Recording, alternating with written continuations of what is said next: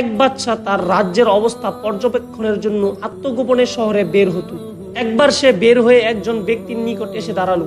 লোকটির নিকট একটি গাভী ছিল। সে গাভীটি প্রায় 30টি গাভীর সমপরিমাণ দুধ দিত।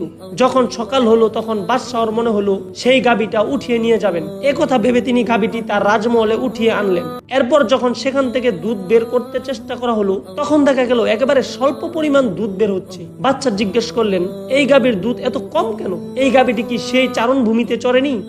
তখন কেউ বলল, আমার মনে হয় আমাদের বাদশা কোনো জুলুম করেছেন। কেননা বাদশা যদি কখনো জুলুম করে বা জুলুমের ইচ্ছা করে তখন বরকত নষ্ট হয়ে যায়। একথা শুনে বাদশা অন্তরে অন্তরে আল্লাহর সাথে এই প্রতিজ্ঞাবদ্ধ হলো যে আর কখনো জুলুম করবে না এবং কারো বস্তু জোরপূর্বক নিবে না।